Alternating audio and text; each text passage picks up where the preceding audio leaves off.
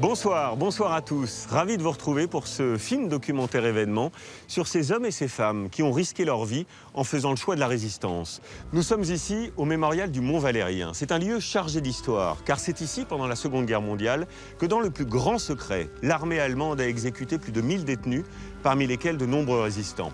Ce soir, nous allons vous raconter l'incroyable bravoure dont ils ont fait preuve, mais aussi leurs doutes, leurs sacrifices et les rivalités qui les ont opposés. 5 Français d'horizons et de conditions très différentes. Il y a Jean Moulin, qui est entré dans la légende. Henri Freinet, militaire, un temps pétainiste. Notre mouvement n'a aucun lien avec le gaullisme. Il va fonder l'un des mouvements les plus importants de la résistance. Il y a dans nos propos une forte part de bluff. Mais comment aurais-je recruté le premier adhérent s'il avait su qu'il était le premier? Il faut que nous puissions réaliser un véritable journal. Bertie Albrecht, qui va tout mettre en œuvre pour aider les prisonniers. Elle est arrêtée 3 fois, la dernière par Klaus Barbie.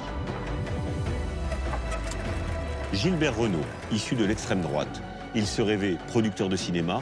Il devient l'un des plus grands agents de la France libre. On a un message urgent envoyé. Georges Beaufils, cadre communiste, partisan d'actions terroristes, quel qu'en soit le prix. Tant que t'as pas donné ta vie, pour le parti, tu n'as rien donné. Quelques condamnations à mort donneront l'exemple aux autres.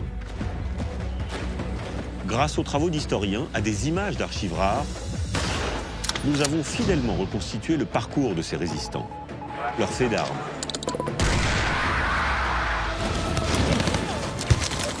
Comment ont-ils réussi à s'imposer aux côtés des Alliés qui s'en méfient, mais aussi auprès de De Gaulle, qui, dans un premier temps, doute de cette résistance intérieure. C'est cette histoire secrète que nous allons vous raconter, le parcours de Français ordinaires qui ont fait le choix de l'extraordinaire.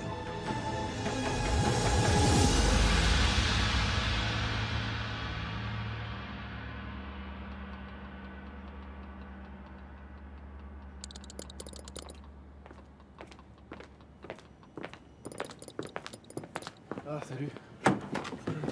Ça va? Ça va. Ça va et toi? Vous êtes prêts? Vous avez tout? C'est bon.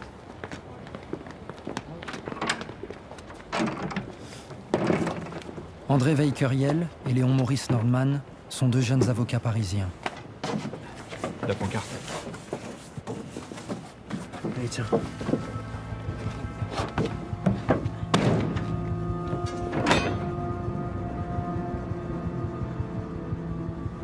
Il est 5 heures du matin ce 11 novembre 1940.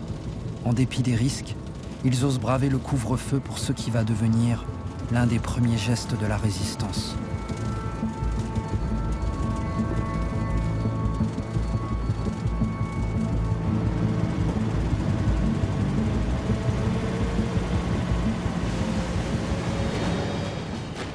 Depuis 6 mois, la France est occupée.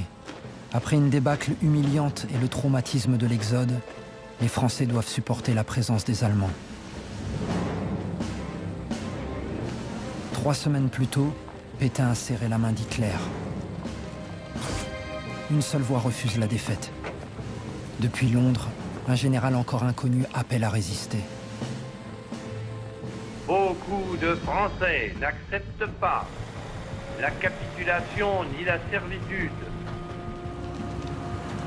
L'honneur, le bon sens, l'intérêt supérieur de la patrie commandent à tous les Français libres de continuer le combat.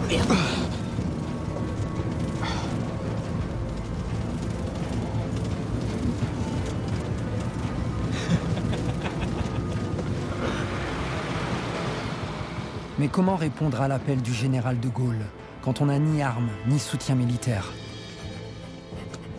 Depuis plusieurs jours, des étudiants et lycéens appellent à célébrer le 11 novembre en manifestant devant la statue de Clémenceau, le vainqueur de la Première Guerre mondiale. Pourtant, toute commémoration a été officiellement interdite par Vichy. Ça va.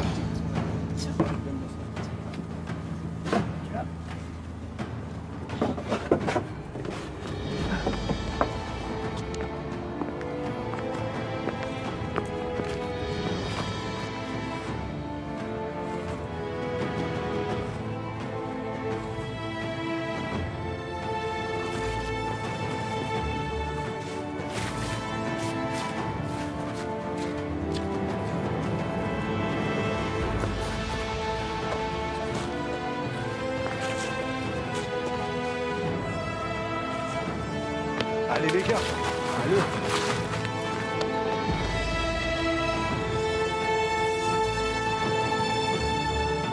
Vive la France, libre, dans l'honneur et dans l'indépendance.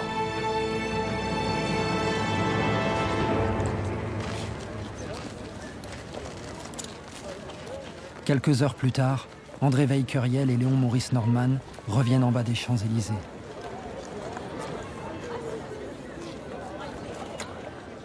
Ils ne sont plus seuls. 3000 jeunes Parisiens ont répondu à l'appel. De quoi galvaniser la foule. Vive la République! Vive de Gaulle! Vive de Gaulle!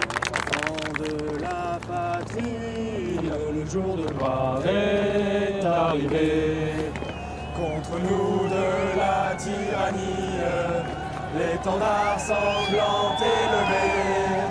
L'étendard sanglant élevé. Les esprits s'échauffent et vers 17h, les premiers affrontements éclatent.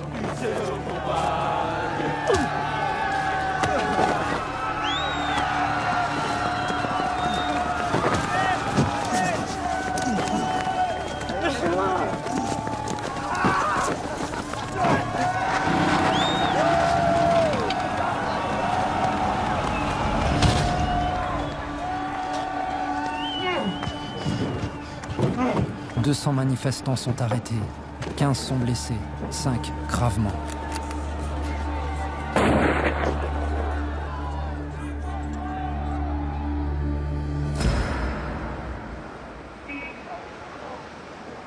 Résister. Ils sont encore peu nombreux à s'y risquer. Certains Français semblent s'accommoder de l'occupation, d'autant que le père de la nation, le maréchal Pétain lui-même, les appelle à courber l'échine.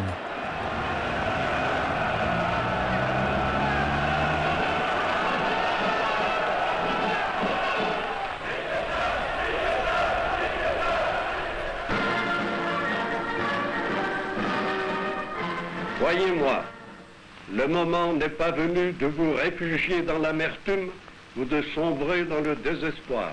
Il me faut votre sagesse et votre patience. Vous ne les acquerrez que dans la discipline que je vous impose. Ressaisissez-vous, chassez vos alarmes, venez à moi avec confiance. Pour une minorité de Français, ce discours est inacceptable. Allez, planquez-vous là, vite. Gilbert Renault a 37 ans et une carrière de producteur de cinéma quand il embarque en juin 1940, direction la Grande-Bretagne.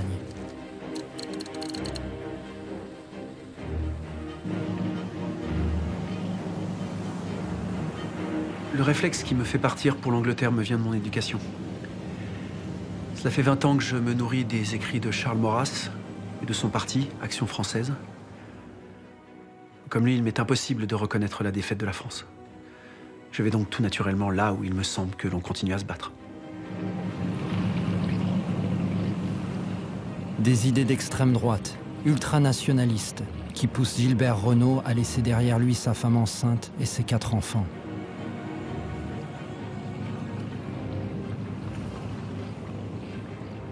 Depuis toujours, Edith a coutume, avant chacun de mes voyages, de glisser un petit mot dans l'une de mes poches.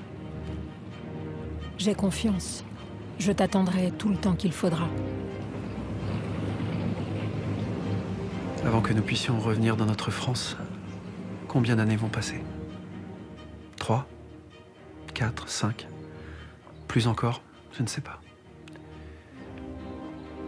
Pendant tout ce temps, comment vas-tu nourrir, habiller et élever nos 4 petits?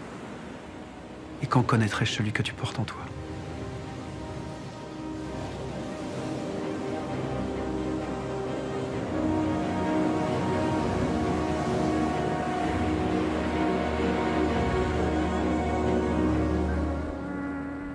Arrivé en Grande-Bretagne, au port de Falmouth, Gilbert Renault est accueilli par le service des réfugiés, à qui il annonce vouloir se battre. Des officiers anglais le mettent dans un train pour Londres. Que va-t-il trouver là-bas?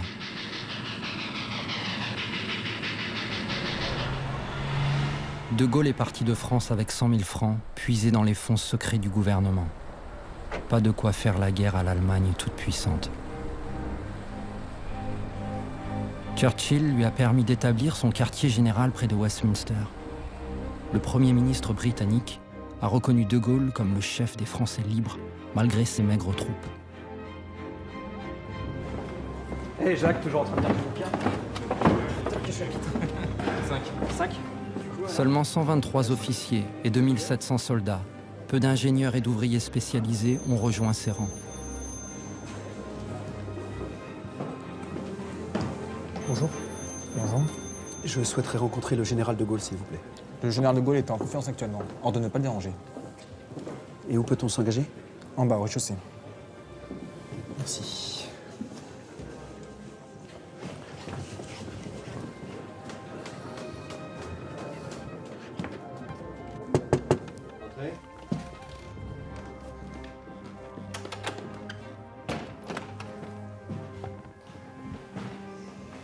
Devant moi, un officier a l'air extrêmement jeune, précocement chauve, imberbe, en culotte de cheval.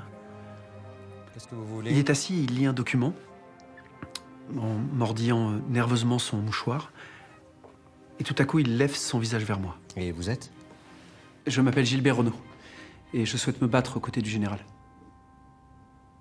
Je vous en prie, installez-vous. Merci. André de Wavrin a 29 ans. Ce polytechnicien est l'un des rares officiers à avoir rallié De Gaulle. Sous le pseudonyme de Passy, il est à la tête d'un service secret encore balbutiant. Sous ses ordres, 20 personnes. Passy doit faire remonter aux Britanniques des informations sur les mouvements militaires allemands en France, avec obligation de résultat. Churchill, qui finance son bureau, attend de De Gaulle qu'il prouve sa légitimité. Vous avez déjà fait du renseignement? Non, malheureusement. J'ai travaillé dans l'assurance et puis dans la banque, d'abord. Et je me suis lancé ensuite dans la production cinématographique. Un profil qui ne cadre pas vraiment avec les attentes de Passy. Comme De Gaulle, il a encore une vision purement militaire de la résistance. Merci. Et vous avez vos papiers? Oui, bien sûr. Merci.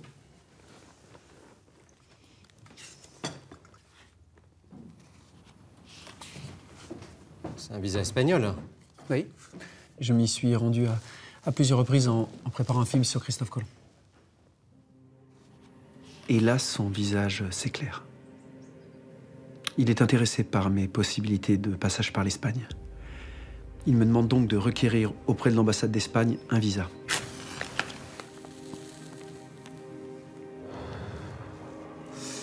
On pourrait envisager un circuit de courrier entre l'Espagne, la France et la Grande-Bretagne, par exemple. Je lui précise qu'on doit faire attention. Nous devons garder vis-à-vis des Anglais le maximum d'indépendance. Pour plus de précautions, il faut coder tous nos échanges. Mes messages contiendront toujours le mot SIPA, l'anagramme de Passy, mon nom de résistant. Ainsi, il saura que l'ordre vient bien de moi et pas des Anglais, ni des Allemands. Mieux vaut être trop prudent que pas assez. À très bientôt, monsieur Renaud. Après quelques semaines de formation, ce Breton sans aucune expérience rentre en France, en pleine zone occupée. Depuis l'armistice du 22 juin 1940, le pays est coupé en deux par une ligne de démarcation, frontière intérieure quasi hermétique. Le sud est administré par le gouvernement français installé à Vichy. Le nord est directement sous le contrôle des Allemands.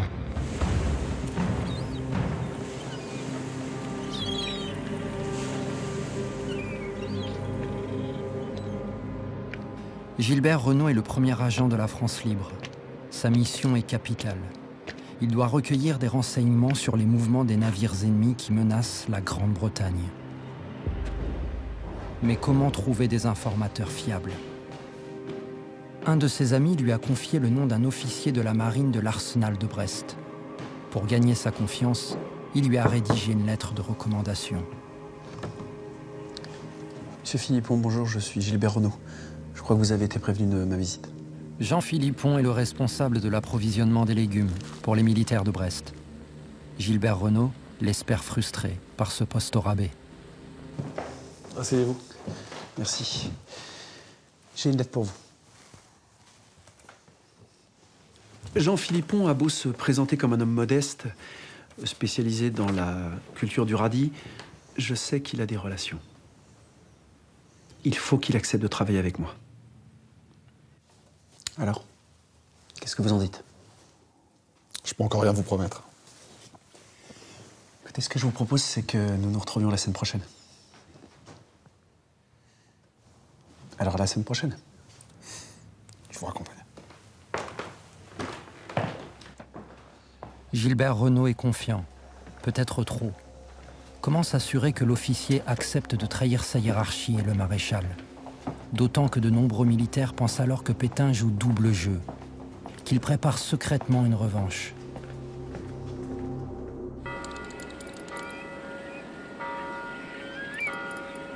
Nous réfutons, nous nous opposons, nous condamnons. Nous condamnons la politique souvent injuste qui attaque notre gouvernement et surtout le maréchal. Parmi les premiers résistants, beaucoup croient en Philippe Pétain.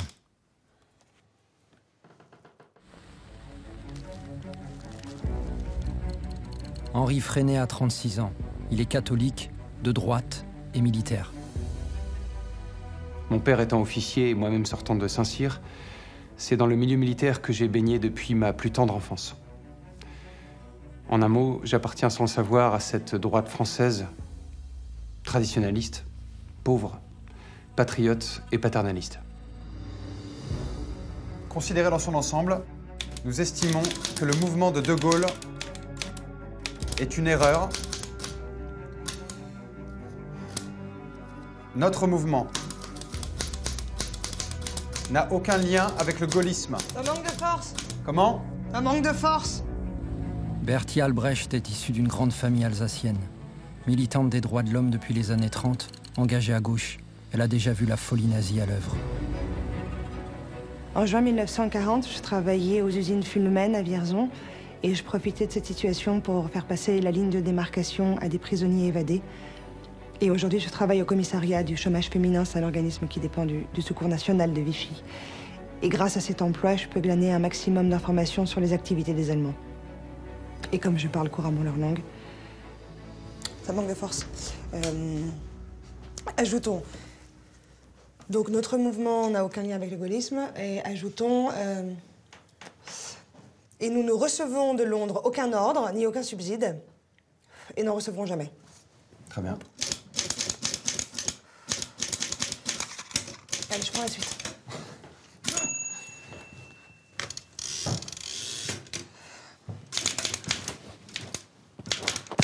Nous sommes convaincus qu'on défend mieux son pays en y restant qu'en le fuyant. Depuis 1935, Bertie Albrecht est tout à la fois pour Henri Freinet. Son ami d'abord, son amante de 12 ans son aîné, son bras droit. C'est elle qui, avant-guerre, m'a fait rencontrer des réfugiés allemands. Et j'ai alors pu comprendre ce qui se passait là-bas. Sans elle, mon existence n'aurait pas été la même. Je lui dois beaucoup, et en particulier dans le domaine politique. C'est ça. Déçu par l'armée française, l'officier vient de démissionner, avec un nouvel objectif, informer les Français sur les réalités de l'occupation.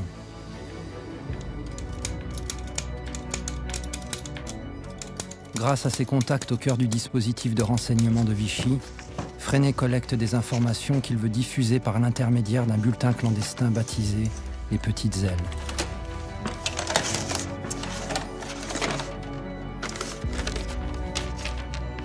On n'aura jamais cette machine.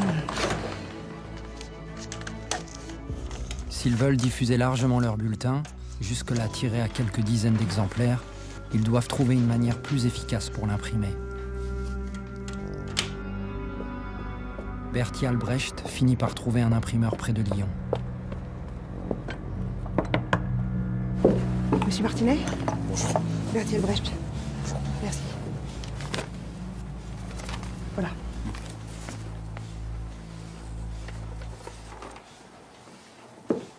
On doit informer l'opinion sur les données réelles de la situation. Lui ouvrir les yeux sur les enjeux vitaux. Et pour ça, il faut que nous puissions réaliser un véritable journal. La lutte contre l'attentisme passe d'abord par le réveil des consciences. Ah oui, mais il va falloir revoir la présentation de votre feuille de chou. Hein. Pour commencer, on va faire un premier grand rectangle pour le titre. Et sur la deuxième page, sur 2 colonnes. Première manifestation de la résistance en page 1. Information sur le comportement des troupes allemandes et pillage de la France par l'occupant en page 2. Les petites ailes de France seront tirées à plus de 4000 exemplaires.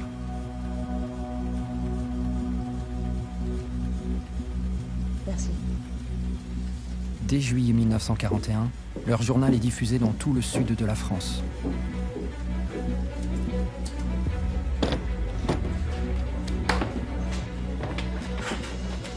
Amis de la première heure. De quoi les faire connaître et faire venir à eux d'autres Français qui partagent leurs idées. Nous vaincrons lorsque nous aurons chassé l'Allemand. Ils seront balayés par la force de notre conviction. Et s'il le faut, par nos armes. Il est prompt, rapide, voire impulsif. Parce que vous avez confiance. Vous êtes pénétré de la grandeur de votre tâche. Son charisme décuple sa force d'entraînement, galvanise les énergies et embarque les gens les plus timorés, les plus récalcitrants. Nous vaincrons si vous faites le serment d'y consacrer votre temps, vos forces, vos vies. Si vous vous donnez à la France, donnez-vous à la France.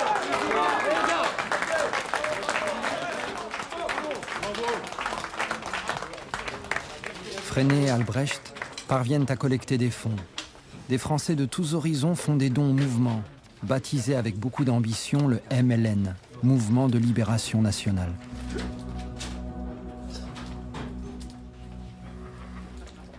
Le peu qui a été fait, nous le grossissons. Et nos projets sont parfois assimilés à des réalisations. Il y a dans nos propos une forte part de bluff. Mais comment aurais-je recruté le premier adhérent s'il avait su qu'il était le premier ? Sans aucun lien avec Londres, le MLN est l'un des premiers mouvements de résistance à se structurer en zone libre, entre Marseille, Lyon et Vichy.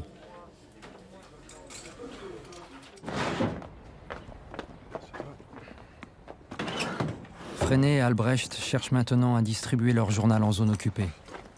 Ils parviennent à recruter un employé des messageries Hachette, qui possède un Ausweis, un laissez-passer des autorités allemandes.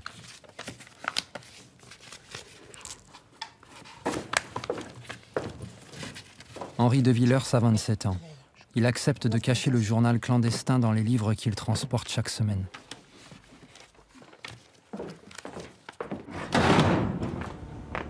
Attention toi. Attendez.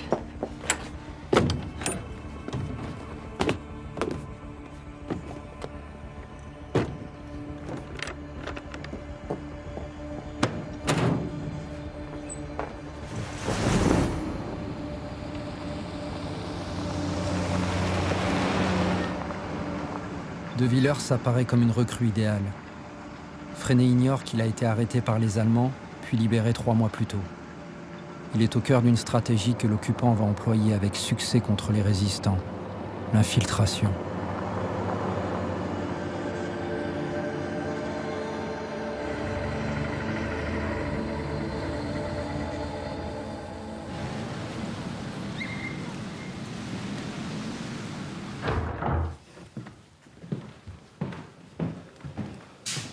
Loin de Lyon, dans la banlieue nantaise, en zone occupée, l'agent gaulliste Gilbert Renaud a trouvé une planque. Ses débuts dans le renseignement sont laborieux, et Passy, le chef du service d'espionnage, s'en agace. 6 pas. Prière de vérifier la source de vos informations, car un certain nombre de renseignements que vous nous communiquez sont manifestement faux ou exagérés.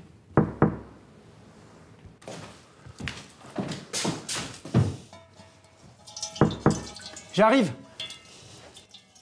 Mais Gilbert Renaud tient enfin un informateur sérieux. Bonjour Jean. Jean Philippon, l'officier de la marine de Brest, a accepté de lui fournir des informations. Quelles sont les nouvelles? Les Allemands sont en train d'installer 3 ducs d'Albe. Merci.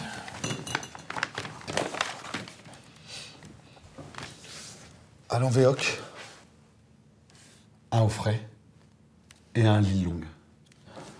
Et c'est quoi un duc d'Albe? Un duc d'Albe, c'est un poste d'amarrage pour les très gros navires, généralement pour des 35 000 tonnes. Et d'après la taille de leur dispositif, il s'agit quand même d'une unité très importante. Il y a 2 possibilités. Soit le Bismarck,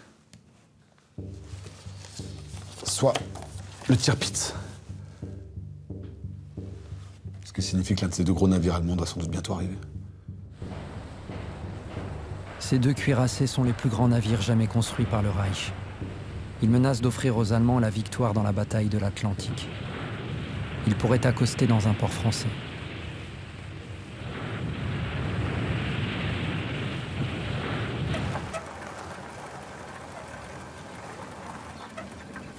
Gilbert Renaud doit transmettre cette information capitale à Londres.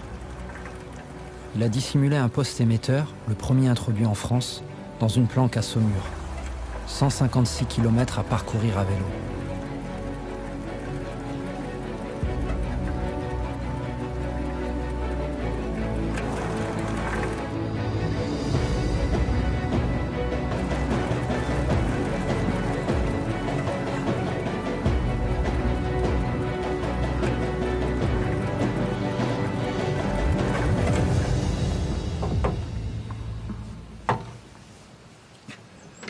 Grâce à Philippon, il a trouvé un jeune homme capable d'assurer les transmissions.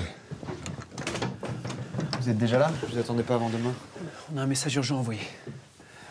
Bernard Anquetil est un ancien sous-marinier de son équipage sur le Ouessant. Il a 24 ans, il est déterminé et calme. Ce qu'il faut pour manier ces appareils complexes et capricieux.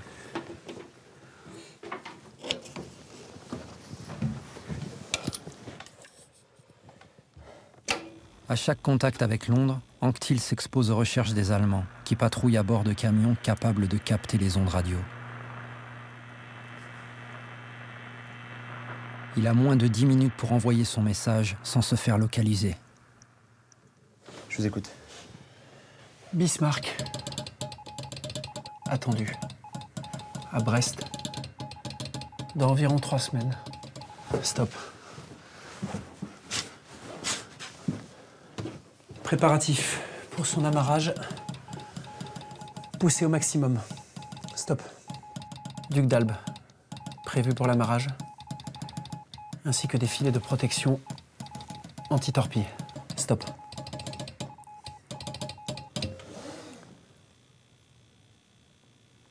C'est bon, c'est passé.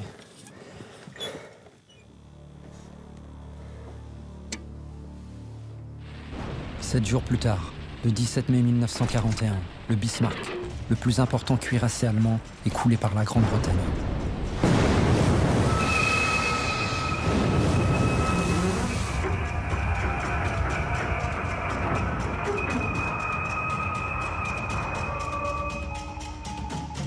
Deux mois plus tard, toujours sur des informations de Philippon, Gilbert Renaud fait transmettre un nouveau message. Le Charnost va appareiller.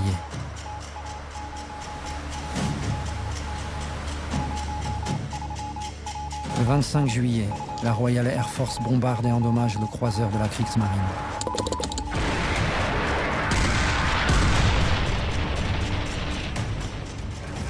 Les renseignements de Gilbert Renaud permettent à la Grande-Bretagne de conserver la maîtrise de la Manche.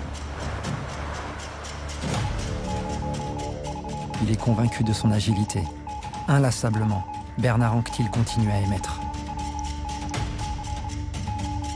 Mais à Londres, Passy s'inquiète. Son agent multiplie les contacts sans en mesurer les risques. Selon les Britanniques, l'espérance de vie d'un opérateur radio ne dépasse pas 6 mois. Un message à faire passer en France.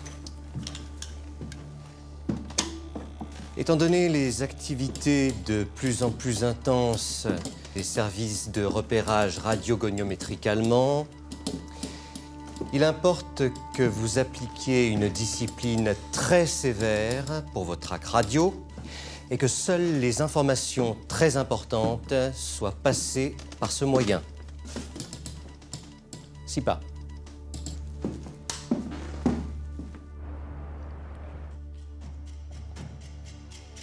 Mais Gilbert Renaud n'en tient toujours pas compte.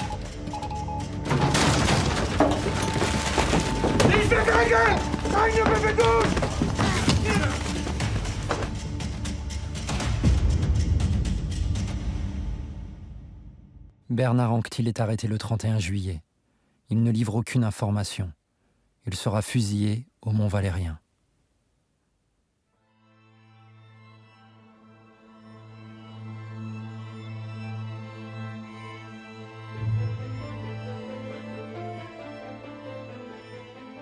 Gilbert Renaud a échappé à l'interpellation, mais il est identifié.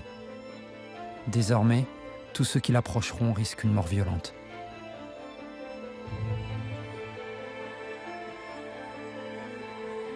Tu n'as pas parlé. Et grâce à toi, notre réseau peut continuer de vivre. La moindre divulgation du secret que nous partageons est de nature à nous entraîner mutuellement dans les prisons, dans les tortures, dans les bagnes et dans la mort. Et pas seulement nous qui luttons, mais aussi tous ceux que nous aimons. Nos femmes, nos enfants, nos parents.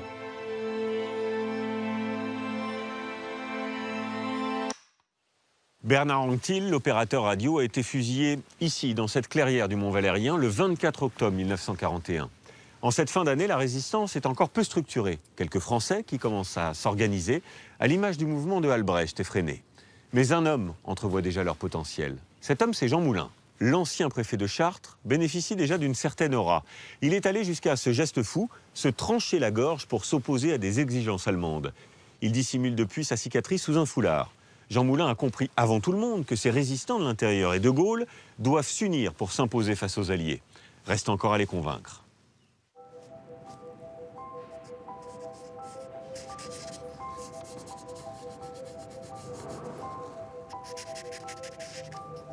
À 41 ans, Jean Moulin, qui a été le plus jeune préfet de France, a été renvoyé de la fonction publique pour ses idées trop progressistes. Ce passionné d'art contemporain veut dorénavant jouer un rôle dans la lutte contre l'occupant.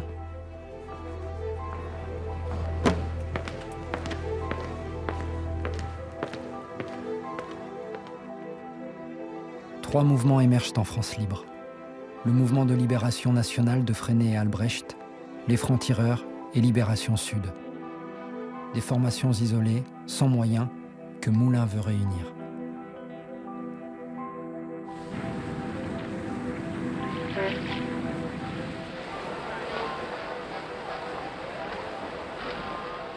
Grâce à un vieil ami marseillais, une rencontre est organisée avec Henri Freinet.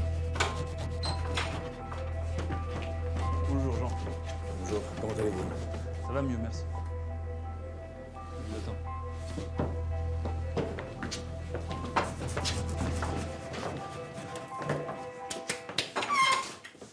Enchanté, monsieur. Enchanté. Vous avez déjeuné? Non, pas encore. Asseyez-vous. Tout oppose le préfet de gauche aux résistants pétainistes, mais ils ont besoin l'un de l'autre. Alors? Dites-moi. Je cherche à mener une sorte d'enquête au sujet des réseaux de résistance en France. Savoir combien ils sont, en apprendre davantage sur leurs actions, pour rédiger un rapport à l'attention de Londres. Londres ou de Gaulle?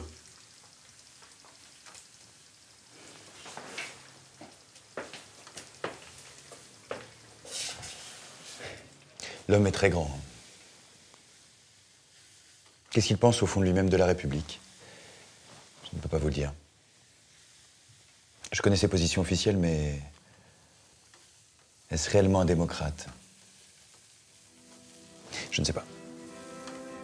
La propagande présente le général comme un apprenti dictateur, entouré d'une bande d'aventuriers fascistes et cagoulards aux mains des Juifs. Mais pour Moulin, De Gaulle pourrait incarner une alternative sérieuse à Vichy, peut-être la seule. Freinet, lui, n'envisage pas un instant de rallier le général. Ce sont les Britanniques qui tiennent les cordons de la bourse et son mouvement a besoin d'argent. Beaucoup d'argent. Pour acheter l'encre, le papier, les machines, organiser la distribution des journaux et des tracts. C'est ce message qu'il faut faire passer à Londres.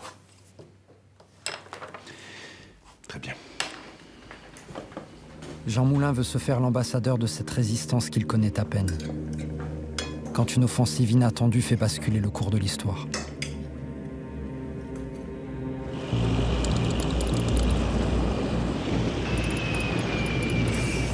À la surprise générale, 3 millions de soldats allemands attaquent l'Union soviétique. Une rupture fracassante du pacte de non-agression signé en 1939 entre Hitler et Staline.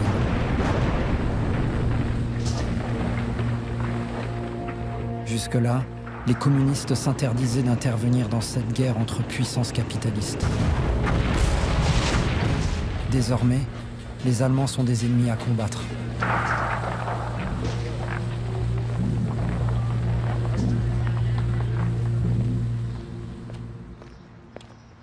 Pour Georges Beaufils, comme pour l'ensemble du Parti communiste, c'est le moment de soutenir l'URSS et de se refaire, autant que possible, une virginité antifasciste. Le PCF est le premier parti politique à entrer en résistance. Je suis né dans une famille pauvre près de Royan. Mon père était agent des chemins de fer, il est devenu communiste tout naturellement. J'ai adhéré au parti, comme mon père. Pour moi, j'étais acquis depuis longtemps aux idées révolutionnaires, alors c'était presque une formalité. C'est la tienne, celle-là. Hop, et ton cahier. L'engagement militant est une affaire de famille chez les Beaufils. Un engagement qui se doit d'être total. Ton ardoise et ton cahier, oui. Mon père, il faisait partie de cette génération qui disait « Tant que t'as pas tout donné pour le parti, tu n'as rien donné. » Il y en a même qui disaient « Tant que t'as pas donné ta vie. » On y va? Oui. Soyez sage. Mais pas trop. Sous couvert d'une vie de famille rangée, Georges Beaufils défend une stratégie radicale. Alors que les premiers résistants se limitent à une guerre de l'information, lui choisit la lutte armée. Dans son atelier d'électricité automobile, il se lance dans la fabrication d'explosifs. La première fabrication portera sur tout ce qui peut brûler, depuis les dépôts d'essence jusqu'au stock de blé. Pour mettre en échec la politique qui vise à faire de la France le grenier de l'Allemagne, il faut mettre le feu aux meules. Le blé, les céréales, tout ce qui part chez les Boches. Mais c'est pas tout. Des engins à retardement seront aussi placés dans les dépôts des usines, sous les véhicules allemands et les trains.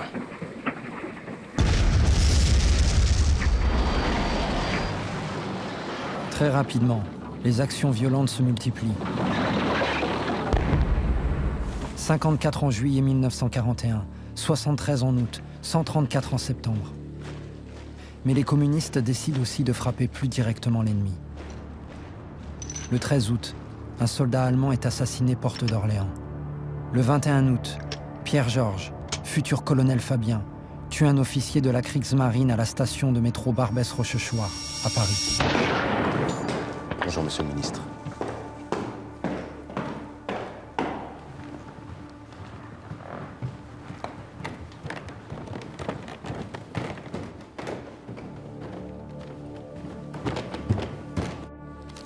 Pierre Pucheux, tout juste nommé ministre de l'Intérieur, veut prouver aux Allemands que la France est à même de réprimer cette vague d'attentats.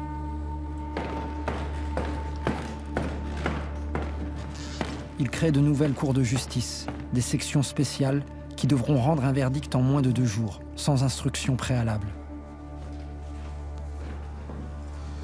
Bonjour messieurs, asseyez-vous. Bien. L'article 10. Contre toutes les règles de droit, il rend cette loi rétroactive pour l'appliquer aux premiers assassinats d'Allemands à Paris.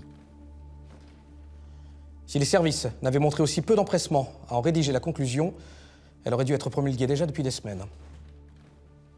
Pour l'heure, je propose au Conseil que comparaissent immédiatement tous les chefs communistes actuellement arrêtés. Quelques condamnations à mort donneront l'exemple aux autres. Bien, messieurs, au travail.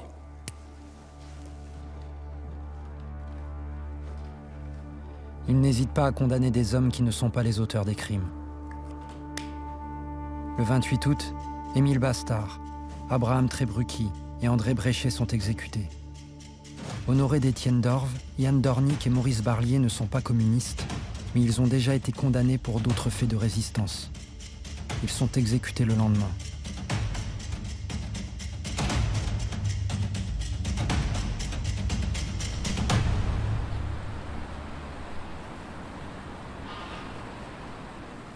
Ces représailles ne changent rien à la stratégie communiste.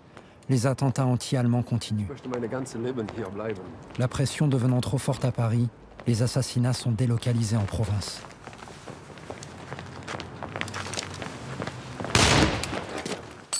Henri, dépêche!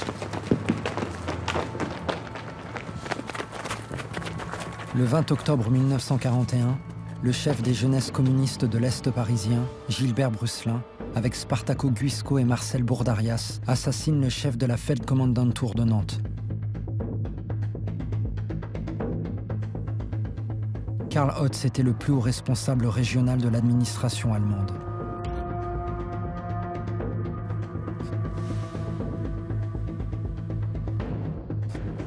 Le retentissement est immédiat. Dans les heures qui suivent, Hitler exige de Vichy l'exécution de 100 otages.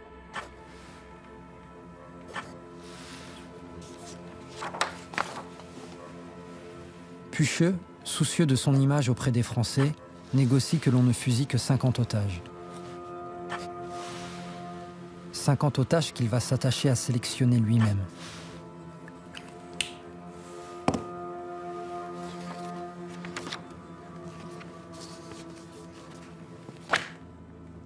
Je ne les ai pas désignés. J'ai fait ce qu'aurait fait à ma place n'importe quel autre ministre de l'Intérieur ayant le sens des responsabilités. Je ne peux pas, je ne dois pas laisser fusiller 40 bons Français. Et les communistes ne sont pas des Français. 48 Français sont exécutés à Châteaubriand, Nantes et Paris. Parmi eux, le jeune Guy Moquet, 17 ans.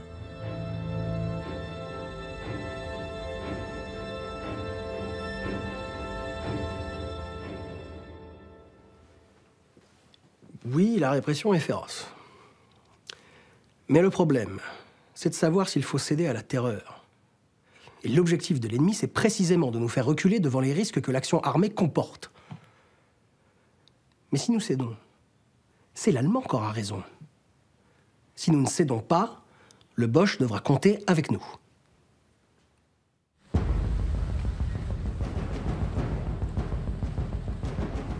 Ces exécutions ne suffisent pas à calmer la fureur allemande. Pucheux met en place le service de la police anticommuniste. L'unité est chargée de les traquer, multipliant les filatures, perquisitions et arrestations. Le gouvernement, lui, tente de mobiliser la population contre ces terroristes. La ville de Nantes offre une prime de 500 000 francs à tout informateur sérieux. Le maréchal Pétain soutient cette entreprise en appelant lui-même à la délation. 50 Français ont ce matin payé de leur vie ces crimes sans nom. Français, votre devoir est clair. Il faut faire cesser la tuerie. Aider la justice. Un coupable retrouvé et 100 Français sont épargnés. Les courriers sont anonymes pour la plupart. Leur volume est tel qu'il faut créer des bureaux pour les traiter. L'une de ces lettres est signée Madame Huot, tenancière de la boîte à sardines, un restaurant nantais. J'avais dans mon restaurant 2 jeunes gens qui ont cessé de venir au soir du 20 octobre. Le 22, ne les ayant pas revus, je les ai signalés à la police française. La photographie de Brusselin m'ayant été présentée, je l'ai formellement reconnue. Gilbert Brusselin est identifié. La presse publie sa photo en première page. Il parvient à s'échapper en Espagne. Ces 2 complices ont moins de chance. Ils sont arrêtés puis jugés en avril 1941. À leur côté, 21 jeunes combattants livrés par la police de Vichy. Leur procès est organisé à la Maison de la Chimie à Paris. Pour la première fois, les juges sont allemands. Les nazis veulent donner une leçon de répression à l'État français.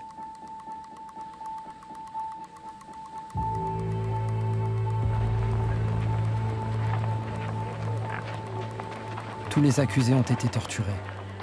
Tous seront exécutés au Mont Valérien le 17 avril 1942.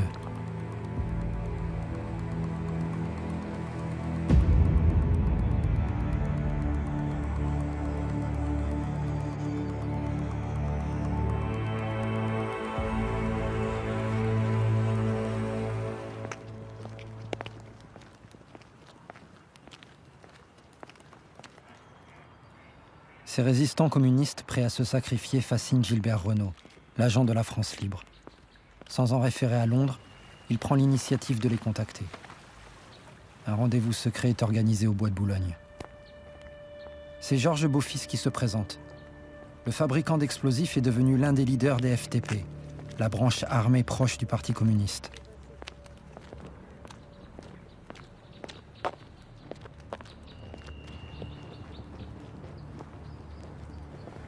Gilbert Renaud veut comprendre pourquoi les communistes s'obstinent dans l'action violente, alors que la répression est de plus en plus féroce. Parce qu'à l'annonce que 5 ou 10 des nôtres ont été fusillés, on enregistre 50 ou 100 adhésions nouvelles dans les FTP. La répression allemande, les fusillades d'otages, elles font se lever de nouvelles forces pour le combat. Alors oui, on pleure, bien sûr. On pleure parce que des frères sont tombés. Mais après, la volonté de se battre est plus grande encore. Ça secoue l'apathie des hésitants. Le sang versé par nos gars appelle la vengeance. Au final, le peuple ne pardonne pas l'exécution d'innocents. Il n'a pas tort. Il me suffit de suivre les fusillades à la trace pour recruter de nouveaux gars. Je lui suggère même d'étendre leurs attentats aux industriels et aux journalistes qui collaborent avec l'Allemagne. De quoi avez-vous besoin précisément? Il nous faut des armes. On est obligé de fabriquer nous-mêmes nos explosifs et nos grenades, mais vous imaginez bien qu'improviser un revolver, c'est plus compliqué. La plupart de nos groupes de partisans doivent se partager un fusil pour 5 ou 6 hommes. Alors pour nous en procurer, on est obligé de monter des opérations. Et c'est toujours très risqué.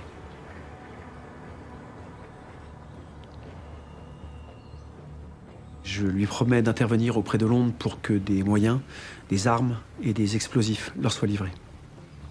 Il faut qu'ils puissent continuer leurs actions. Soyez prudents sur le retour.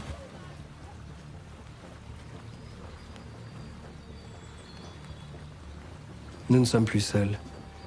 Nous savions bien qu'il y avait d'autres Français que les communistes pour haïr l'occupant de Vichy, mais ils n'apparaissaient pas vraiment jusque-là. Même De Gaulle. Peu d'organisations sur le sol français se réclament publiquement de lui, d'ailleurs. Mais nous entrons maintenant dans une phase nouvelle. Les espoirs de Georges Beaufils vont être rapidement douchés par un rappel à l'ordre du général de Gaulle. La guerre des Français doit être conduite par ceux qui en ont la charge, c'est-à-dire par moi-même. Or, actuellement, la consigne que je donne pour le territoire occupé, c'est de ne pas y tuer d'Allemands. Cela pour une seule, mais très bonne raison. C'est qu'il est en ce moment trop facile à l'ennemi de riposter par le massacre de nos combattants et de nos combattantes, momentanément désarmés. Au contraire, dès que nous serons en mesure de passer tous ensemble à l'attaque par l'extérieur et par l'intérieur, vous recevrez... De Gaulle ne veut pas seulement protéger les Français de ces représailles. Les attentats donnent aux communistes une forte visibilité. Insupportable pour le général. À Carlton Garden, De Gaulle se sent plus isolé que jamais en ce mois d'octobre 1941. Comment imposer son autorité et sa légitimité sur la résistance intérieure française alors qu'il se trouve à Londres?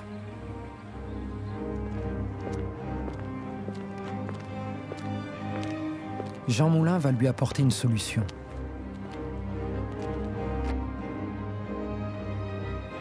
À son arrivée à Londres, il présente un rapport sur les mouvements de résistance.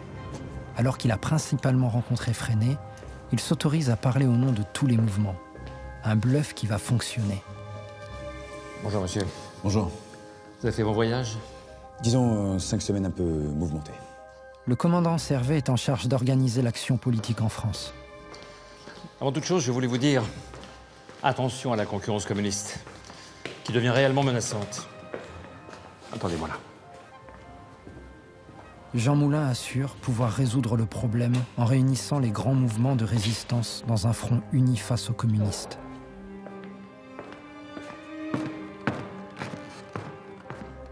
Il est convaincu que l'argument séduira De Gaulle.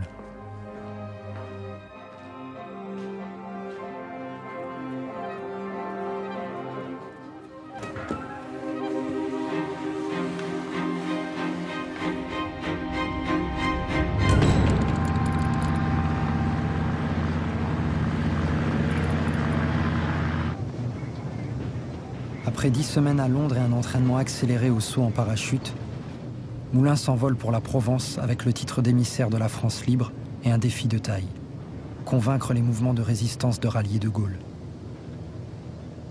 Aucune équipe ne l'attendra à l'arrivée. Il sera livré à lui-même.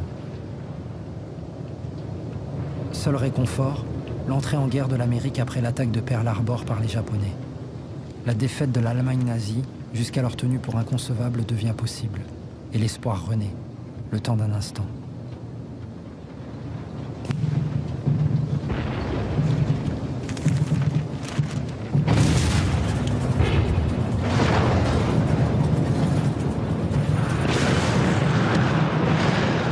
À l'approche des côtes françaises, leur bimoteur est la cible d'une attaque de la DCA allemande.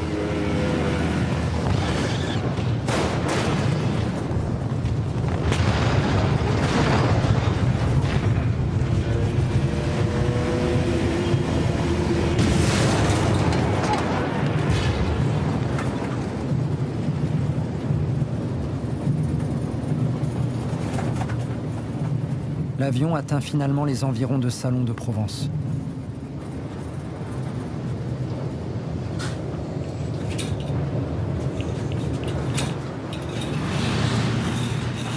Le 2 janvier 1942, à 3h30, Jean Moulin saute dans la clandestinité.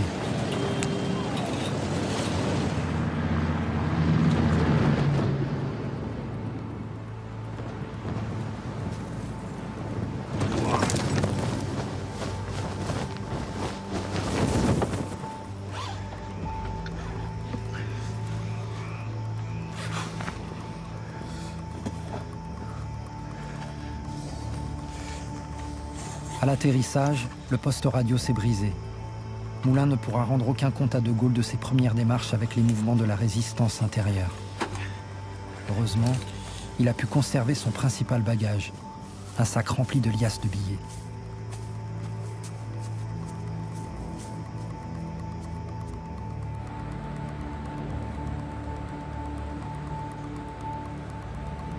Arrivé à Marseille, il va rencontrer les principaux chefs des mouvements.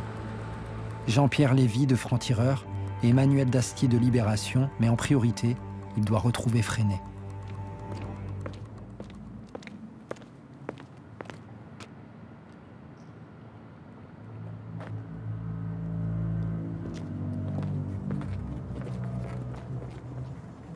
Les contrôles d'identité sont devenus systématiques.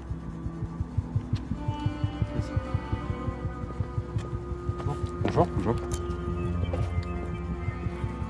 Où est-ce que vous allez? À Avignon. Vous allez faire quoi là-bas? Voir ma mère. Mettez-vous sur le côté. Jean Moulin n'est pas encore recherché par les services de police, mais il circule tout de même sous la fausse identité de Jean Mercier, galeriste à Nice. Une couverture qui lui permet de justifier ses nombreux déplacements.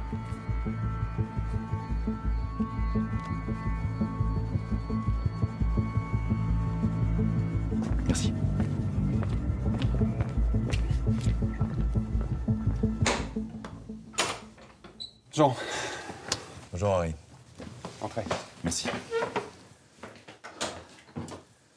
Enchanté. Enchanté, monsieur. Je Vance, avec qui je travaille en étroite collaboration. Très bien.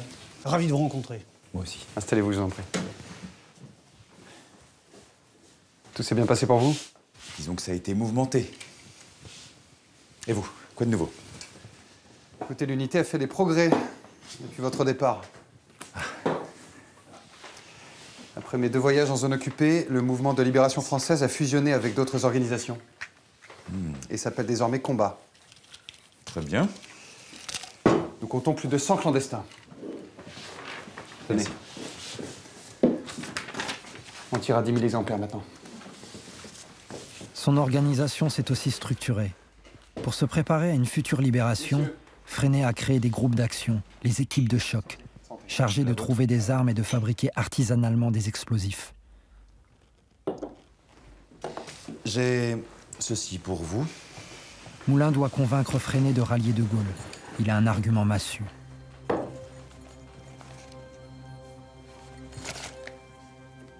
Combien?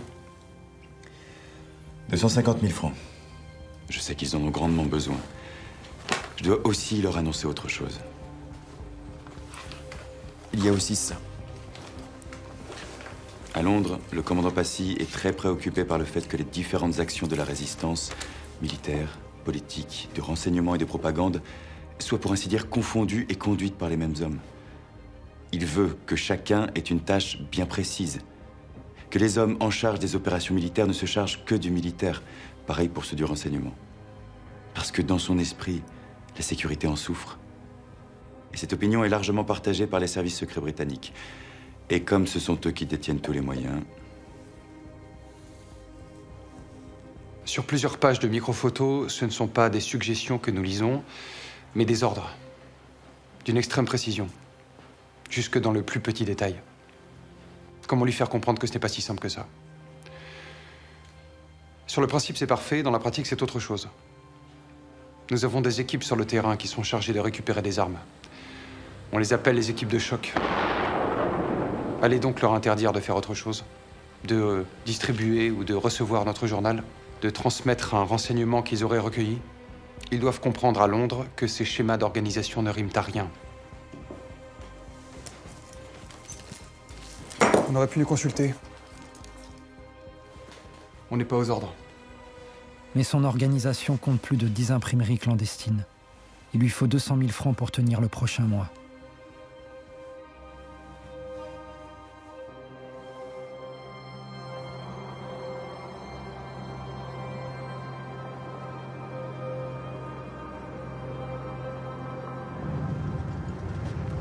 Pour décider de la position à adopter à l'égard du général de Gaulle, Freinet convoque une réunion près de Nîmes avec les principaux responsables de combat. Mais Bertie Albrecht veut lui parler de toute autre chose. Pardon, on est un peu en retard, je suis désolé. Tu m'écoutes. Un de nos agents a entendu dans un restaurant quasi vide 2 Allemands parler de combat. Il s'est débrouillé pour écouter leur conversation. Il leur a offert un verre, puis 2. Il a compris que c'était des agents de l'affaire. Ils ont fini par lui dire qu'ils avaient décidé de pas t'arrêter pour pouvoir continuer de te filer et en savoir plus sur tes différents contacts. Et ils ont dit que de toute façon, ils savaient toutes nos actions. Parce que l'homme qui travaille pour le courrier entre Paris et Lyon, en réalité, travaille pour eux. De Villers? Oui.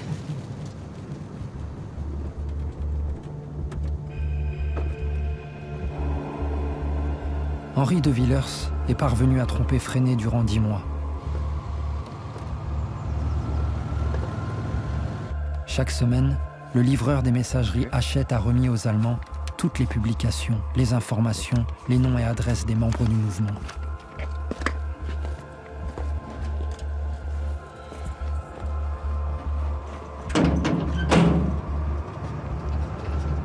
Freinet n'aura pas le temps d'alerter tous les membres de son organisation. Il est trop tard.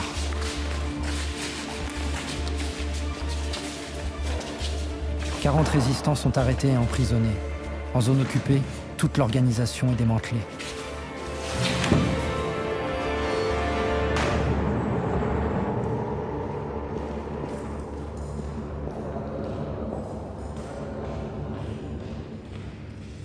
Bertie Albrecht veut leur venir en aide. Elle crée un service social, une couverture qui lui permet de leur rendre visite en prison.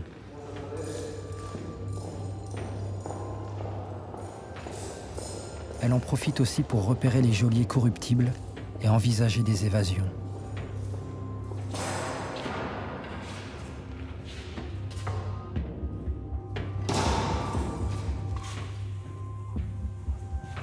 Nous sommes le seul mouvement à avoir créé un tel service que j'ai baptisé le service social.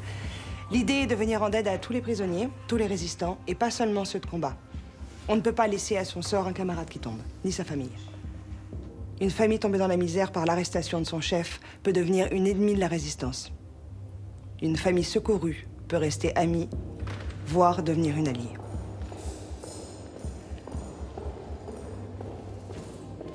Pour ces résistants emprisonnés, Bertie Albrecht achète de la nourriture au marché noir, contacte leur famille et transmet des messages. Grâce à elle, ces prisonniers ne perdent pas totalement espoir.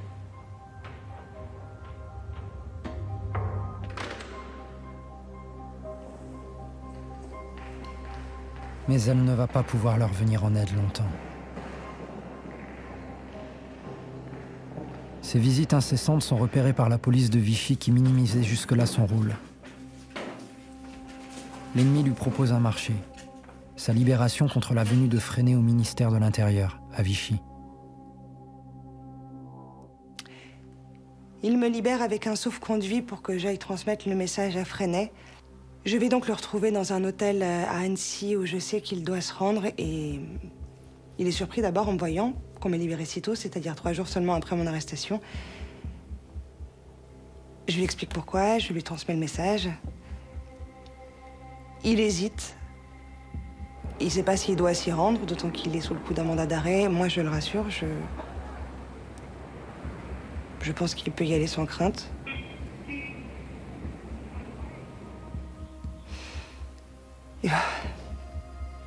Je sais pas comment j'ai pu...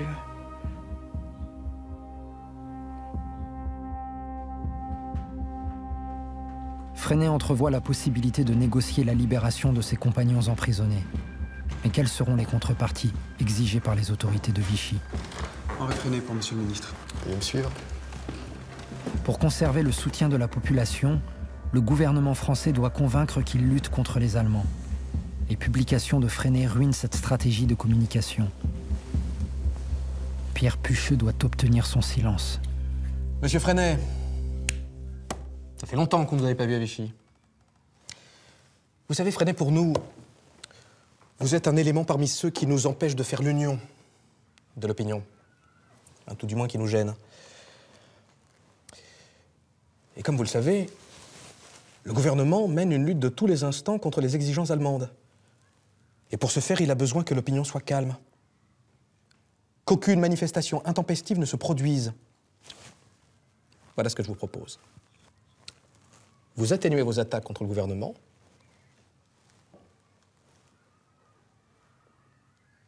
Moyennant quoi, je pourrais envisager la libération des prisonniers de la Résistance. Qu'en pensez-vous, Freinet? Laissez-moi un délai de réflexion.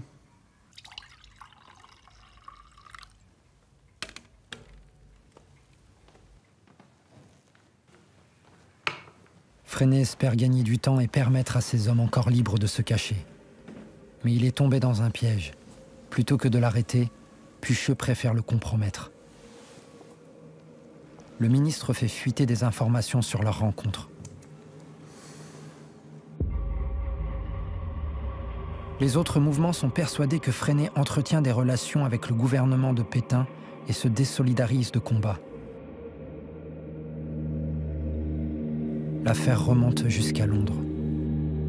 Nous craignons que Freinet, comme ses collaborateurs, travaille pour Vichy. Du coup, on s'interroge. Faut-il continuer à essayer de travailler avec Combat ou, au contraire, abandonner complètement les contacts? Freinet est victime de ses ambiguïtés vis-à-vis de Pétain. Mais la radicalisation de Vichy va le pousser, enfin, à clarifier ses positions. La France, aux heures graves que nous traversons, a reçu un nouveau gouvernement. À l'appel du maréchal le président Pierre Laval, en plus de sa fonction de chef de gouvernement, il dirigera les ministères des Affaires étrangères, de l'Intérieur et de l'Information. Contrairement à ce que dit la propagande officielle, ce sont les Allemands qui ont imposé Pierre Laval. Pétain déteste cet ancien avocat qu'il avait chassé du gouvernement en 1940. Mais face aux exigences allemandes, il a capitulé, une nouvelle fois.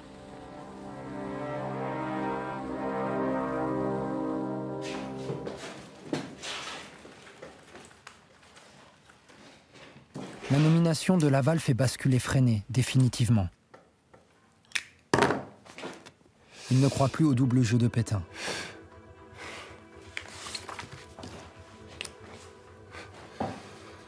Vous aviez le choix.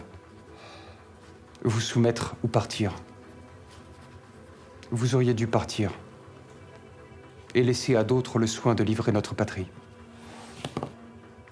Vous préférez rester, non plus dans une demi-liberté, mais dans un complet esclavage, pour patronner la trahison.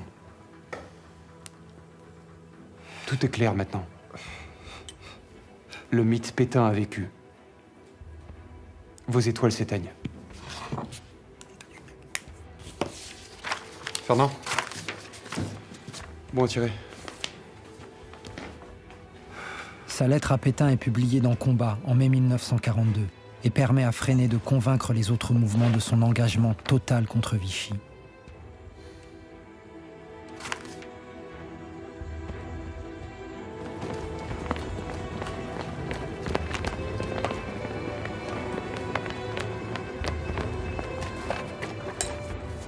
Jean Moulin y voit une occasion de présenter la résistance sous un front uni. Pour la première fois, il demande à tous les mouvements de parler d'une seule voix. Un appel à manifester est lancé à l'occasion du 14 juillet 1942 dans toutes les publications résistantes.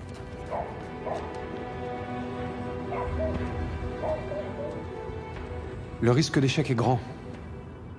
Il n'est pas si facile de faire descendre les Français dans la rue. Sans doute le général a-t-il appelé les Français à manifester, mais combien l'auront entendu? Si nous échouons, l'échec sera durement ressenti par nos militants, et claironné comme une victoire par Vichy. Au petit matin du 14 juillet, tous les mouvements de résistance retiennent leur souffle. Les Français répondent présents. 50 000 personnes manifestent à Lyon, 30 000 à Marseille, 20 000 à Paris.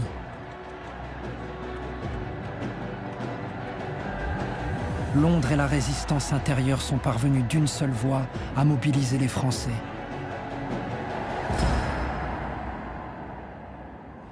Mais quelques jours plus tard, cette victoire symbolique va rapidement être effacée.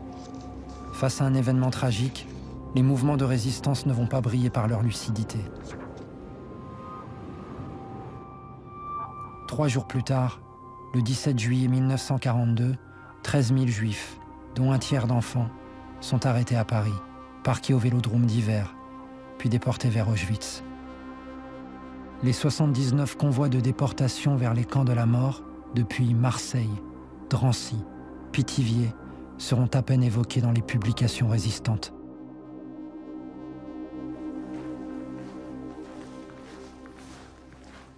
Les résistants ont hésité à se mobiliser sur le sort réservé aux Juifs. Ils disent vouloir se battre pour tous les Français, et pas uniquement pour une partie de la population. Il faut avoir en tête qu'en 1942, personne ne veut vraiment croire en l'existence d'une politique systématique d'extermination. Et puis les mouvements de résistance, c'est vrai, craignent de se heurter à une partie des Français qui restent antisémites. Trop silencieux sur le sort des Juifs, les mouvements de résistance se divisent aussi sur la question des communistes. Jusqu'où s'allier avec ses rivaux, dont les coups d'éclat font grand bruit.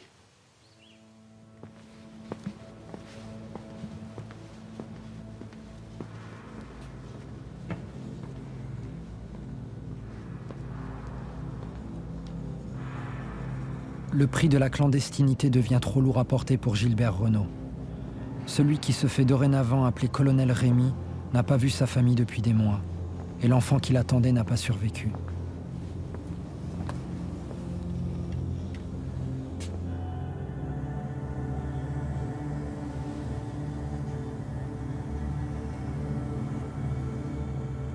C'est la deuxième fois que nous perdons l'un de nos petits. Comme Jean-Luc, Manuel est mort dans les bras d'Edith alors que je n'étais pas là.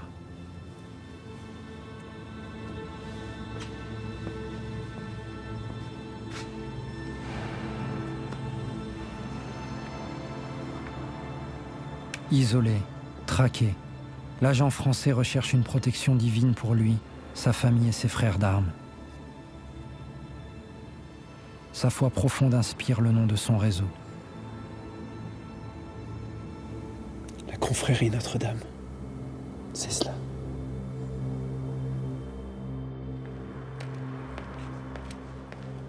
Après 1 an et demi de mission, colonel Rémy est rappelé à Londres. Un retour dont les communistes comptent bien profiter.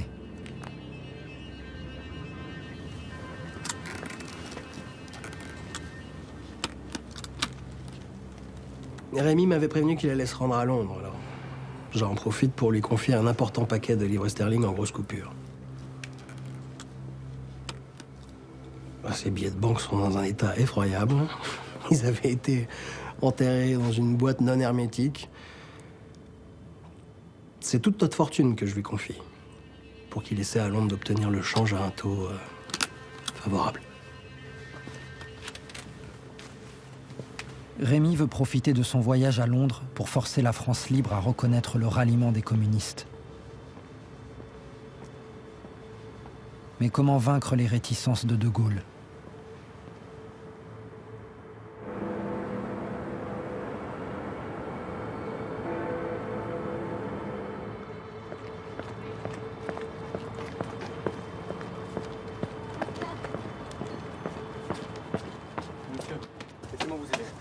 Tenez, pour le bureau de Passy. Très bien. Comment allez-vous, cher ami? Très bien. Quelles sont les nouvelles? Tout est là? Je vous en prie.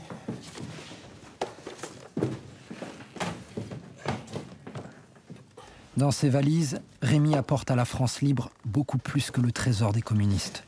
Des journaux. Des centaines de papiers interceptés à l'administration allemande. Des courriers, des laissez-passer, des faux papiers. Des cartes de toutes les régions de France et toutes les constructions allemandes qu'ils ont faites depuis le début de la guerre. Vous avez fait un travail remarquable. Je le dois surtout à mes agents. Rémy peut se targuer d'avoir recruté plus de 1500 agents en 1 an. Il ambitionne maintenant un rôle politique et met le colonel Passy devant le fait accompli. J'ai pris sur moi de conclure un accord avec le comité exécutif du Parti communiste. Un accord militaire et politique. D'un point de vue militaire, les communistes continuent leurs actions, pour lesquelles ils obtiennent d'excellents résultats. Et d'un point de vue politique, la question est résolue comme suit. Le général de Gaulle prendra dans son directoire un représentant communiste. Mais enfin, vous n'êtes pas autorisé à conclure un accord sans consultation préalable du gouvernement britannique et du général de Gaulle. Vous dépassez le cadre de votre mission, qu'est-ce qui vous a pris? J'ai cru bien faire. Nous avons besoin des communistes. Enlevez-moi ça. En dépit de la colère de Passy, le culot de Rémy paie. La France libre accepte de changer l'argent des communistes et permet à son agent d'organiser une première livraison d'armes. À Paris, c'est Georges Beaufils qui se chargera de la récupérer. Le fabricant d'explosifs continue la lutte armée et politique sous couvert de son atelier d'électricité.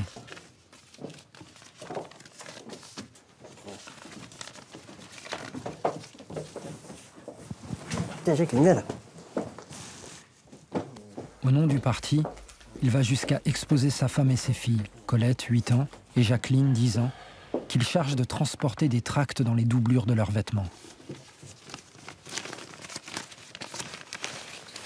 Il y a écrit quoi sur le papier? Si on te le demande, tu diras que t'en sais rien. Hop. Chut. Le résistant sait à quel point l'opération est risquée. Madame, monsieur. Oh.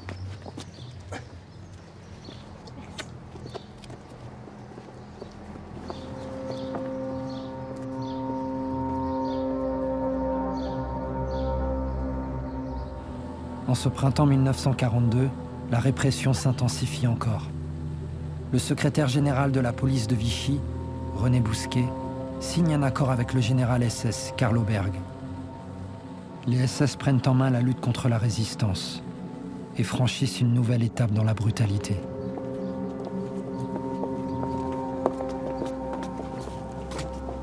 Selon une ordonnance du 10 juillet 1942, les familles des résistants arrêtés seront elles aussi lourdement condamnées. Leurs frères, leurs femmes, leurs enfants. Tous les enfants jusqu'à 17 ans seront remis à une maison d'éducation surveillée. Que devons-nous faire à cette heure où chaque jour nous risquons l'arrestation?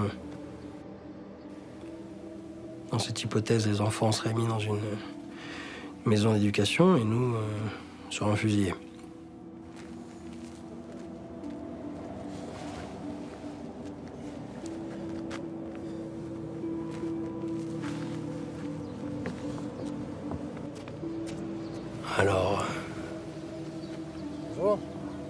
Alors on les garde avec nous. Parce qu'en fait, il n'est pas possible de faire autrement.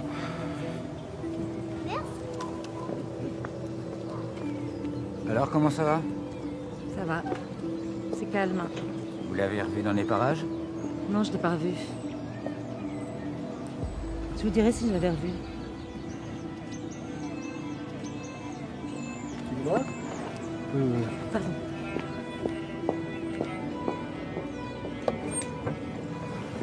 Il faut qu'aux yeux de nos voisins, de nos parents même, nous passions pour une famille avec une vie d'apparence normale.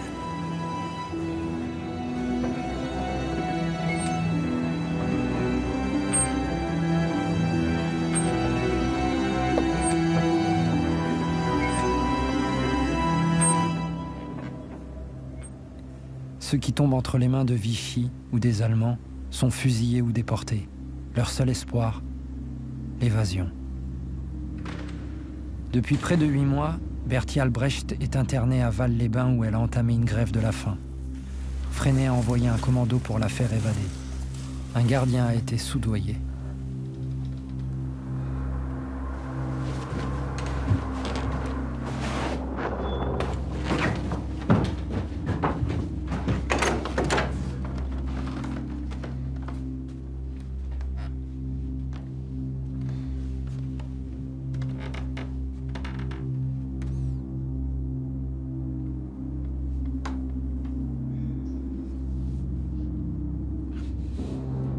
Cette longue détention l'a beaucoup éprouvé. Mais ses yeux bleu clair ont toujours la même intensité. Elle veut retrouver le plus tôt possible sa place dans nos rangs. Je lui dis que je veux qu'elle prenne le temps de se requinquer, mais la vraie raison de mon refus est ailleurs. Elle connaît la règle. Quiconque passe entre les mains de Vichy doit disparaître dans la nature et rompre tout contact avec les camarades, pour ne faire courir aucun danger au réseau. Bertie Albrecht a tout perdu. La possibilité de poursuivre son combat et son quotidien auprès de l'homme qu'elle aime. Freinet ne transigera pas. Il est déjà dans l'étape d'après. Prendre la tête de la résistance.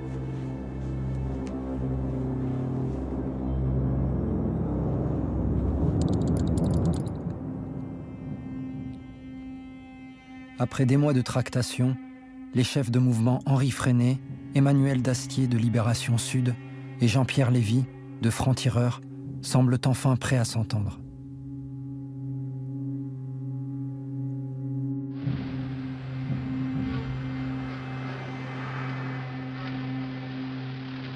Fin septembre, ils se retrouvent à Londres avec Jean Moulin pour unir leurs forces au sein d'une armée secrète. Nous allons devoir aborder un sujet très important. Messieurs, si le débarquement se produit dans cette région, l'armée secrète devra utiliser les possibilités d'action pour paralyser la manœuvre allemande par une action générale, déclenchée après le débarquement. Un plan d'action est validé. Les résistants interviendront derrière les lignes ennemies pour harceler les Allemands. Je pense que stratégiquement, il va se passer quelque chose ici. Reste un point d'achoppement. Qui placer à la tête de cette armée secrète? Comme nous sommes tous d'accord pour que l'AS soit strictement aux ordres de l'état-major allié et placé sous un commandement unique, il n'y aurait donc aucun inconvénient à ce que l'un d'entre nous en prenne la direction. J'ai une formation militaire, une solide expérience de la vie souterraine. Et je pense être le mieux placé pour assumer cette responsabilité. Je vous rappelle la consigne. Séparer radicalement les fonctions militaires des organisations résistantes. Si elles sont confondues au sommet, elles le seront à tous les autres niveaux. Donc, c'est non. Messieurs, ici, Saint-Côme, Saint-Aubin. Freinet perd cette manche. Moulin parvient à convaincre les chefs de la résistance de nommer à la tête de l'armée secrète un homme neutre. Le général Delestrin, qui a eu sous ses ordres De Gaulle quand il n'était que simple colonel. Toute cette région-là sous couverte. Les grands mouvements s'unissent militairement derrière De Gaulle, au moment où la guerre prend un nouveau tournant. Je vous retiens pas.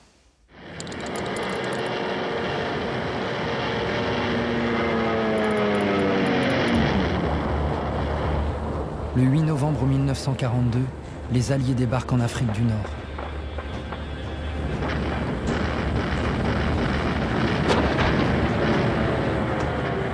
De l'Algérie au Maroc, 100 000 soldats américains et britanniques affrontent les forces françaises restées loyales à Vichy.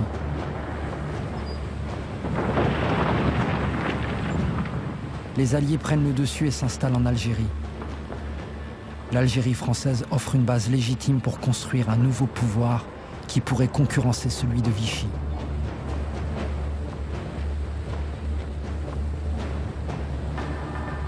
La réponse d'Hitler est immédiate. Les Allemands envahissent la zone libre.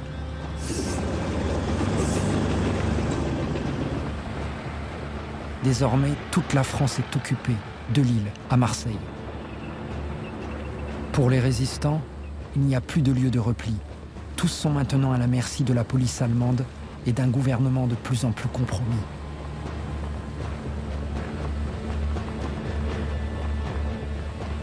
À nouveau, le chef du gouvernement cède à une exigence de l'occupant. En février 1943, Pierre Laval parade devant les caméras pour saluer 200 000 jeunes Français qui partent travailler dans les usines allemandes.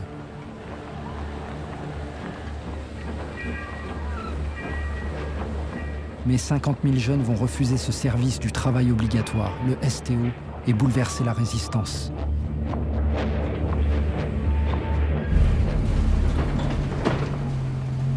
Ils quittent leur famille pour se réfugier dans les montagnes des Alpes et du Jura.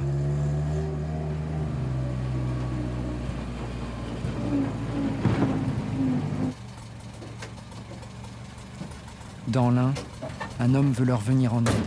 Henri Petit a 42 ans et l'expérience de la clandestinité.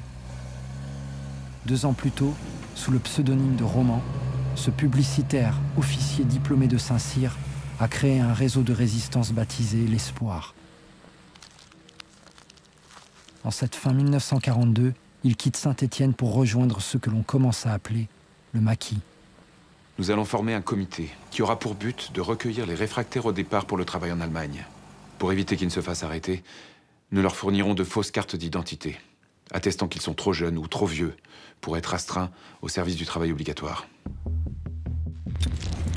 Il établit un camp près de Montgriffon pour donner à une trentaine de jeunes une formation militaire.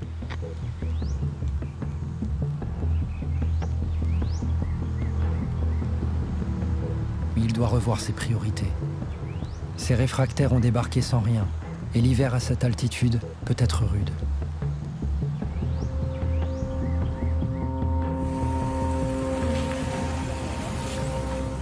Face à la nécessité, le militaire de formation doit se transformer en braqueur.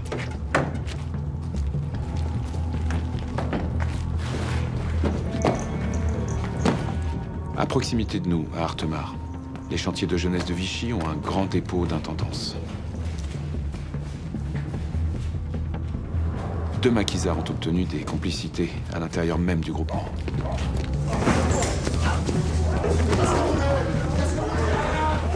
La sirène a été bloquée, comme prévu. Petit a donné un ordre. Aucun coup de feu ne doit être tiré. Après avoir chloroformé et bâillonné les gendarmes, les maquisards pillent les vêtements, chaussures et toutes les réserves de nourriture.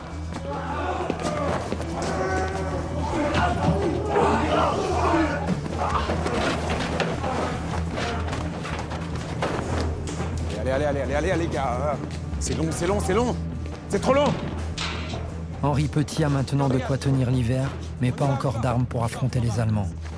Il va se tourner vers les chefs de la résistance. Aucun de nous ne l'avions prévu, mais nous en sommes tous conscients. C'est une tâche nouvelle, d'une ampleur singulière qui s'impose à nous. Il faut aider ces jeunes gens à vivre et combattre.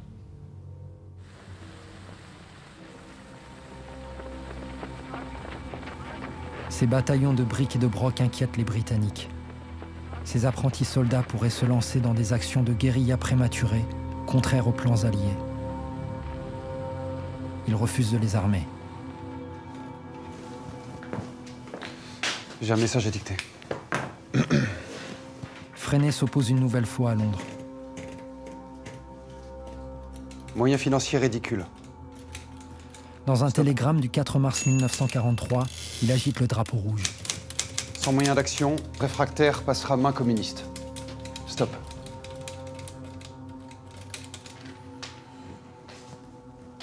Pas de réponse. Les gaullistes comme les Britanniques font la sourde oreille.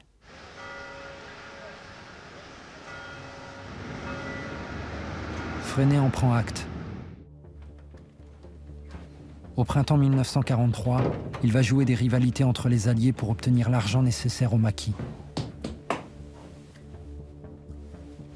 Dans le plus grand secret, il rencontre des agents américains à Berne, en Suisse.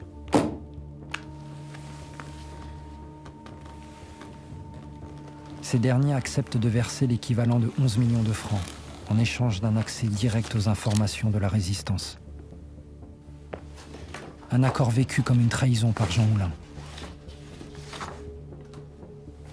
Freinet n'est pas libre de prendre contact avec les Américains sans me prévenir, de leur demander de l'argent, et Dieu sait à quelles conditions.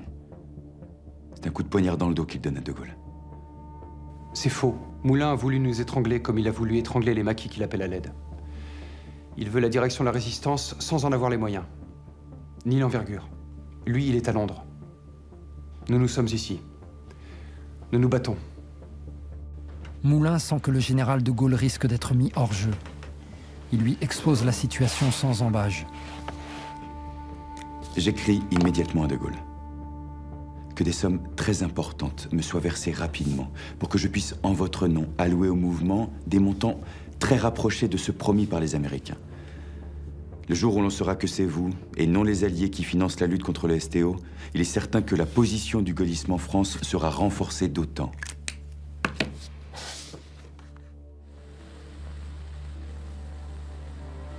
Renforcer la position de Gaulle au sommet de la résistance, c'est l'obsession de Moulin. Pour y parvenir, l'émissaire de la France libre est prêt à prendre tous les risques.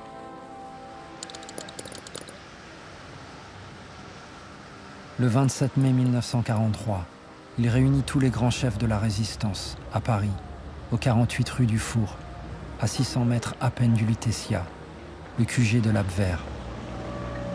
Si la police allemande venait à les repérer, toute la résistance serait décapitée.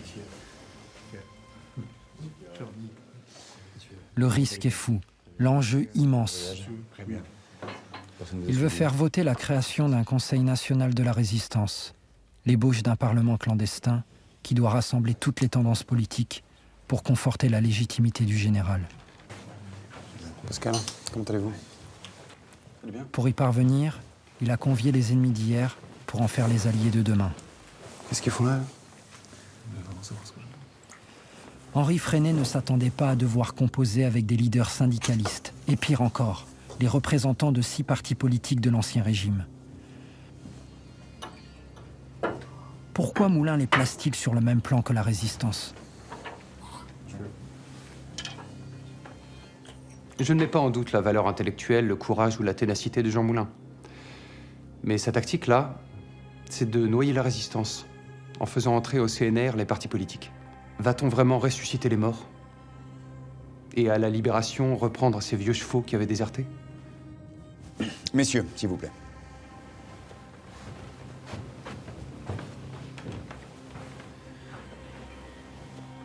La seule chance, le seul atout pour De Gaulle, c'est l'appui massif de la résistance française. Seulement, comment prouver cet appui?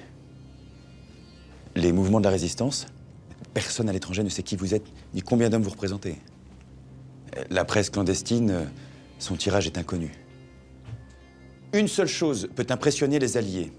Le ralliement à De Gaulle de formations politiques connues de l'Ancien Régime et d'hommes politiques de la Troisième République, déjà connus à Washington comme à Londres. Mais ça ne signifie plus rien. C'est bien possible.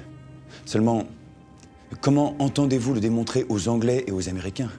Comment, surtout, espérez-vous remplacer cette preuve des sentiments de la population française par une autre démonstration équivalente? Il a raison. On ne pourra pas se passer des Américains et des Anglais. Je sais. On va pas les laisser revenir maintenant que tout est fait. Je ne suis pas sûr qu'on ait le choix. Le Conseil national de la résistance intégrera les partis politiques de la Troisième République et sera voté à l'unanimité. 2 ans après sa première rencontre avec Freinet, Moulin a réussi son pari. La résistance est unifiée.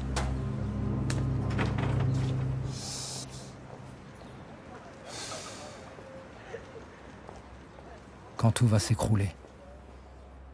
13 jours plus tard, le 9 juin 1943, à Paris, le général Charles Delestraint, chef de l'armée secrète, est arrêté par les Allemands.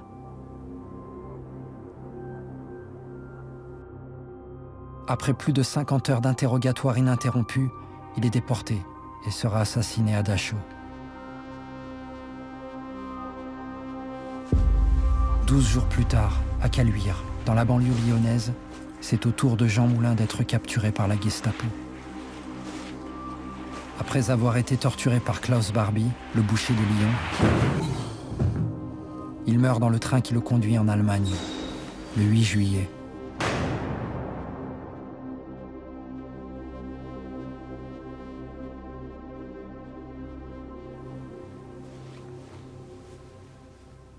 Bertolt Albrecht a de nouveau été arrêté. Klaus Barbie veut la faire parler.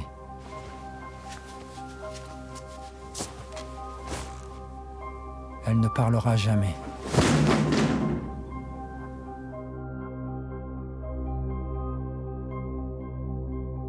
Je plonge dans le souvenir. Nos vacances ensoleillées. Nos premiers pas ensemble.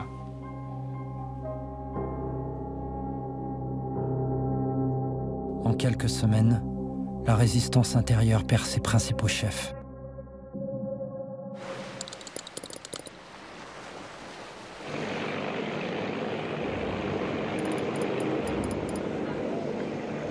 Jean Moulin est mort, mais sa stratégie porte enfin ses fruits. Grâce à la création du Conseil national de la résistance, le général de Gaulle arrive en position de force à Alger. Il peut dorénavant parler au nom de la France, puisqu'il a le soutien des mouvements comme des partis politiques. De quoi s'imposer face à Giraud, le général docile que les Alliés ont placé à la tête de ce bout de France libérée. En quelques mois, De Gaulle parvient à l'écarter du pouvoir pour prendre seul la tête du Comité français de libération nationale, le gouvernement provisoire de la France libre. Il nomme plusieurs résistants ministres, une habile manœuvre qui lui permet à la fois de les récompenser et de les placer sous son contrôle. Freinet devient commissaire aux prisonniers et déportés. Le fondateur de Combat est contraint de renoncer à ses ultimes velléités d'indépendance et se place sous l'autorité de Gaulle, dont il dénonçait les choix 3 ans plus tôt. Quand il me propose cette fonction, je ne la sens pas. Son importance est évidente, mais je pense alors devoir rester en France. Je n'imagine pas m'établir à Alger.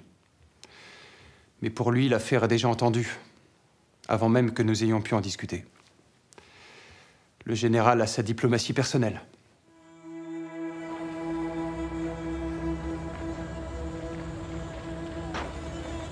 La France n'est pas libérée, mais déjà l'épuration commence. Pierre Pucheux, l'ancien ministre de l'Intérieur écarté par Pétain, a tenté de rebondir en Algérie. Il est arrêté et jugé pour haute trahison.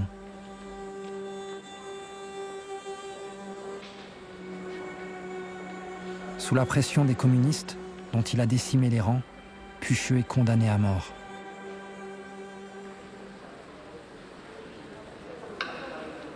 Devant son peloton d'exécution, il donnera lui-même l'ordre de tirer.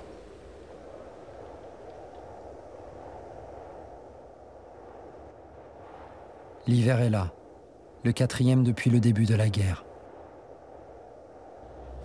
Les foyers français ont froid, car le charbon est toujours aussi rare. Les vêtements sont usés et difficilement remplaçables. Le bois, souvent, tient lieu de cuir à la semelle des souliers. L'alimentation est insuffisante et les Français ont une préoccupation dominante, subsister.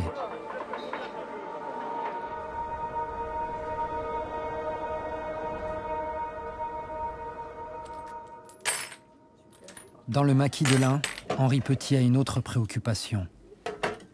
Armer ses troupes. Il n'a reçu que 3 containers, des grenades et quelques mitraillettes.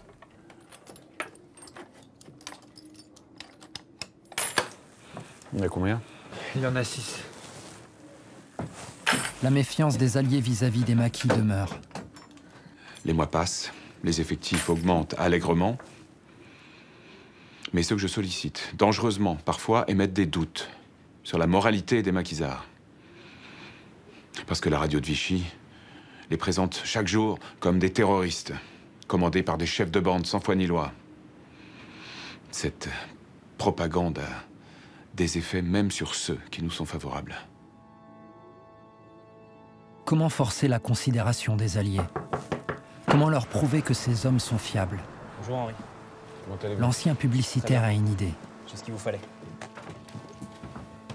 Il va organiser dans le plus grand secret un défilé à l'occasion du 11 novembre. Un défilé qui, cette fois-ci, sera immortalisé sur de la pellicule.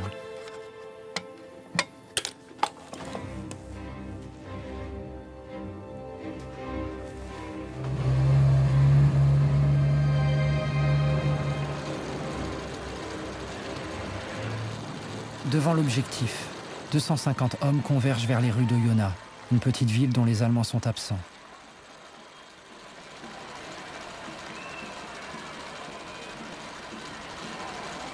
La mise en scène est soignée. Les recrues portent les tenues volées quelques semaines plus tôt. Quant aux armes, la plupart sont factices, de parfaites copies de bois.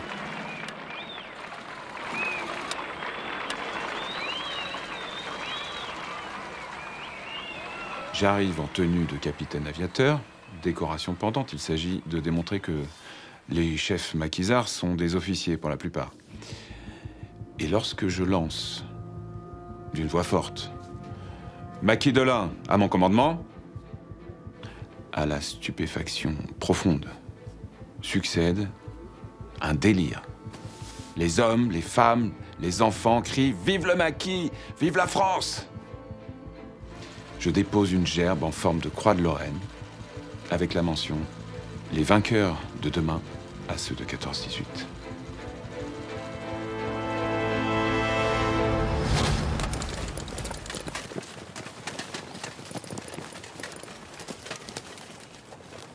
Après ce coup d'éclat, le maquis de l'Ain devient la cible des Allemands.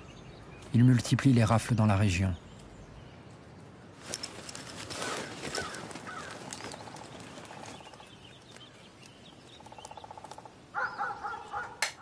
Le 5 janvier 1944, Henri Petit voit 250 soldats allemands fondre sur eux. Préviens les autres.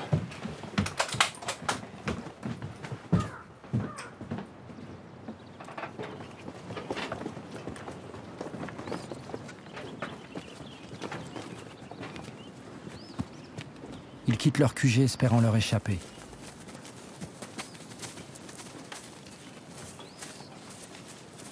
Ils sont encerclés.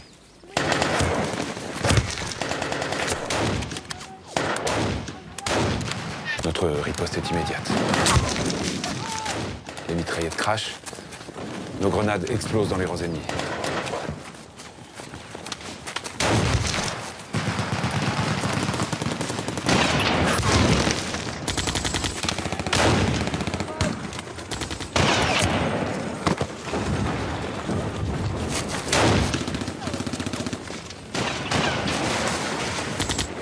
Mais l'ennemi est supérieur en nombre et en matériel.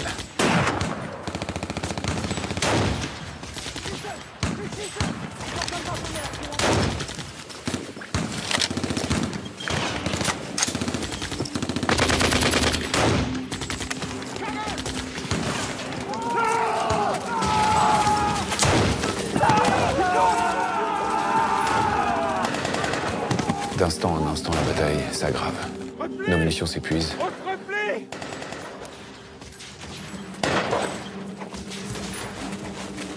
Les pertes sont cruelles. 60 morts. Près de 300 maquisards et civils accusés de complicité sont arrêtés et déportés vers les camps de concentration.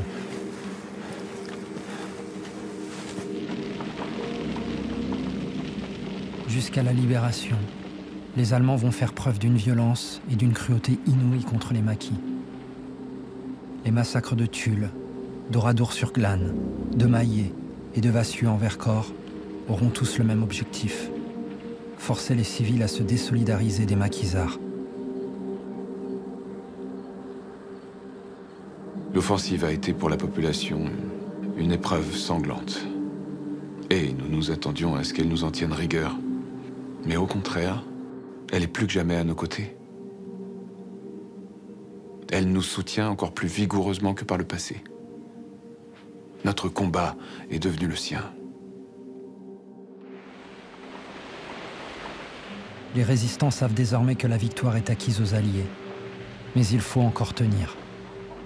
Le Reich, menacé de toutes parts, applique sans état d'âme sa loi la plus barbare. Les arrestations se multiplient. Un télégramme pour vous. Merci.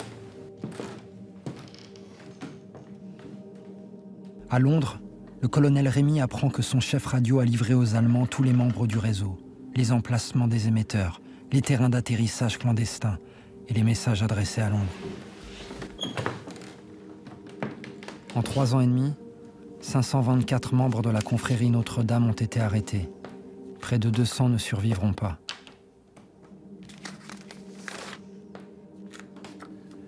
Notre confrérie Notre-Dame apparaît détruite. Et les réseaux qui entretenaient avec elle d'étroites relations sont gravement menacés. Ou déjà éliminés.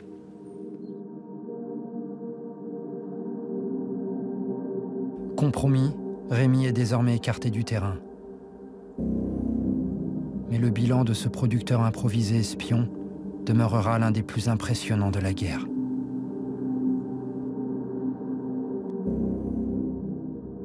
En nous inspirant du réseau imaginé par Rémy, nous avons créé plus de 20 réseaux de renseignement couvrant une large fraction du territoire français.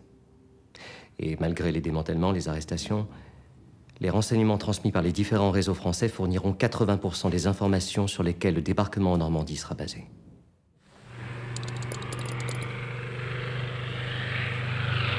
En février 1944, le ciel des résistants s'éclaircit, enfin. Les Alliés ont tranché. Les résistants seront mobilisés pour le débarquement. Les avions alliés larguent 90 tonnes de matériel.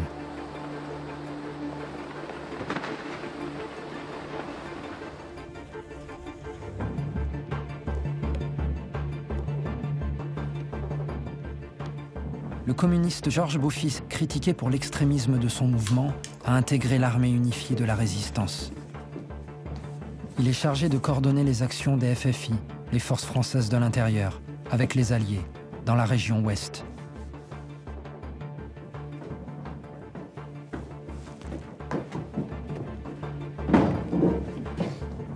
Tout changeait d'un coup. On évoquait clairement les missions de la résistance, non plus sous la forme de sabotage et d'attentats, mais dans le cadre supérieur de la stratégie de nos alliés.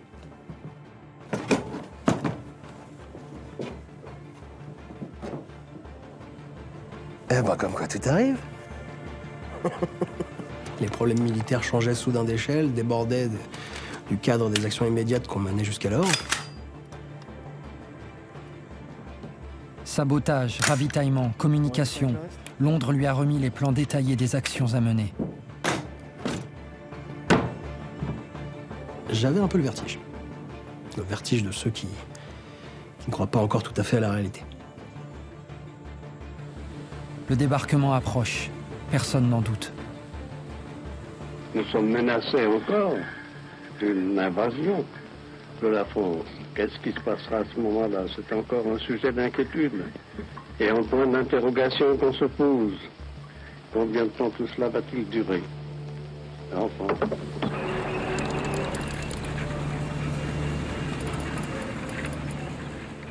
Dans le sud de l'Angleterre, la flotte alliée se met en ordre de bataille.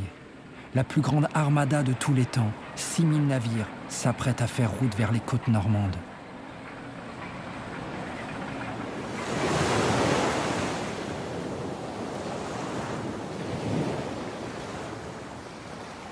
De l'autre côté de la Manche, à Caen, ce 5 juin, le soleil se couche sur l'insouciance du jour d'avant.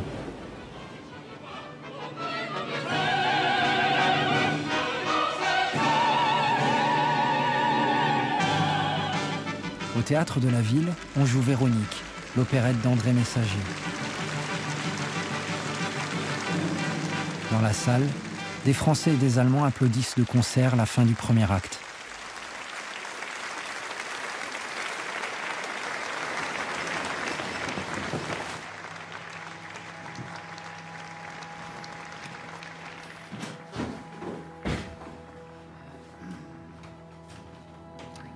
Il est 21h15 quand le régisseur du théâtre se branche sur la BBC. Ici, Londres. Les Français parlent aux Français. Veuillez écouter tout d'abord quelques messages personnels. Les sanglots longs des violons de l'automne blessent mon cœur d'une langueur monotone. Je répète, blesse mon cœur d'une langueur monotone. La fortune vient en Ce message codé est le signal pour saboter les lignes électriques, le réseau ferré, les câbles de communication. Les résistants passent à l'action. À l'issue de ces 4 années de lutte clandestine et de rivalité, les formations de la résistance ont toutes rejoint De Gaulle. Ainsi, sans renoncer à leurs convictions politiques ou philosophiques, des adversaires d'hier se trouvent dans le même camp, sous le même drapeau, pour défendre la même patrie. Nous nous sommes fondus dans le creuset d'une guerre pas comme les autres. Pendant près de 4 ans, nous avons eu recours à un bluff monumental. Les Français ont cru que De Gaulle possédait une force considérable, tandis que nous tentions de persuader les Alliés que la résistance en constituait une autre. Et il le fallait, pour donner confiance aux premiers et tenter d'obtenir des seconds ce dont nous avions besoin. Tous, nous vivons dans une extrême fébrilité. Ces organisations que nous avons conçues, ces hommes que nous avons formés, nous n'en connaissons pas réellement la valeur. Seront-ils à la hauteur de nos espoirs? Pour les épauler, dans la nuit du 5 juin, les Alliés parachutent des commandos derrière les lignes allemandes.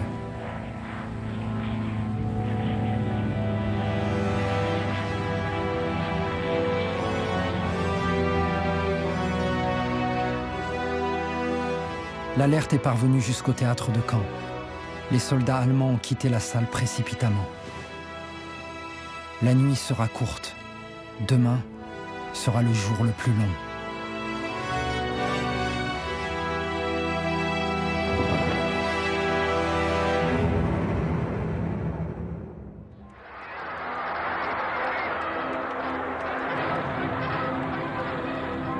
La résistance connaîtra son heure de gloire avec le débarquement en Normandie et la libération de la capitale en août 1944. En 4 ans, ses effectifs seront passés de quelques milliers d'hommes et de femmes à près de 500 000 Français devenus résistants sur le tard.